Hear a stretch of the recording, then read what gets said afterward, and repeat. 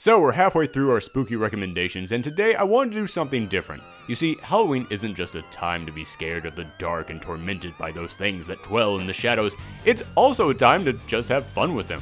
Halloween isn't always about being scared, it's about laughing and partying. That's why today I'm looking at the world of horror comedies. And while there are many to choose from, one has reserved a special spot in my heart for being quite possibly the most clever spoof on a horror genre I've ever seen, turning it completely on its head. I'm speaking, of course, about Tucker and Dale vs. Evil. Don't get me wrong, there have been a ton of great horror comedies over the past years, but I feel like this one actually spoofed the genre in the most ingenious way possible. And also, it deserves the most attention because I'm sure we all know Shaun of the Dead and Zombieland, but it still shocks me how many people don't know about this movie.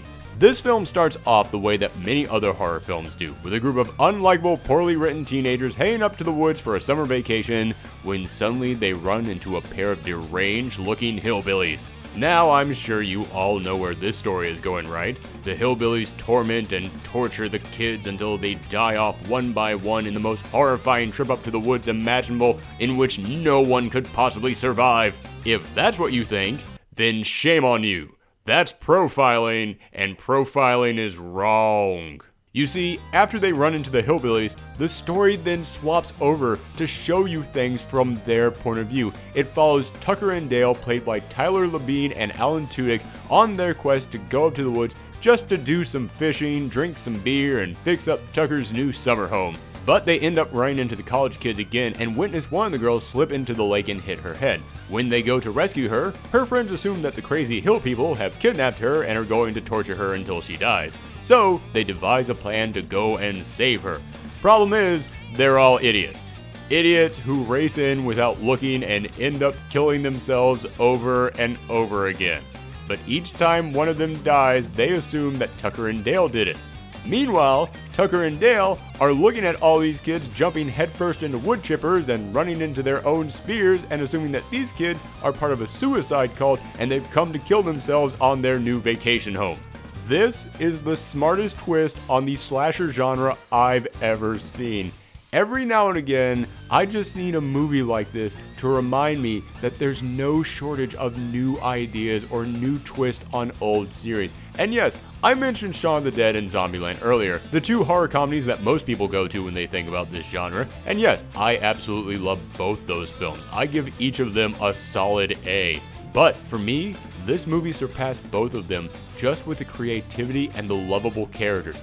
Tucker and Dale are the perfect duo. Dale is a big teddy bear with social anxiety, and Tucker is his lifelong friend who tries to give him confidence, but does so in the worst ways possible. I realize that this is the type of movie that you can only do once, but man, do I want to see these two characters return. And I think maybe they might be trying to kill the girl that we have inside. What girl? You know what? She can maybe explain the whole thing if I hadn't have knocked her unconscious with a shovel on accident. On accident. You've got another one inside, and you say she's unconscious? Yeah, she's in my bedroom.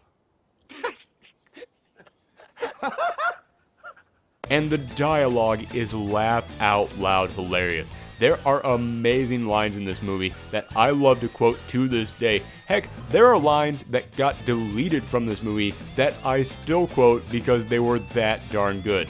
How do I know these lines were deleted? Because I love this film so much that after I watched it, I immediately went back and rewatched it with director commentary.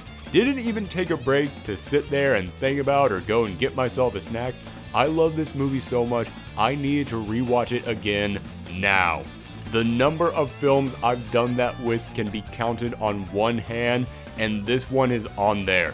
So if you want something to laugh at this Halloween that can still celebrate the horror genre, this is one I can't recommend enough. So thank you all for tuning in for another spooky movie recommendation, even if this one wasn't that spooky and a little bit more spoopy.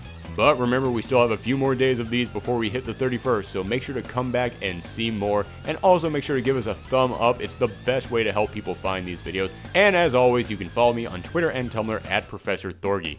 Thank you all for watching, and happy Halloween.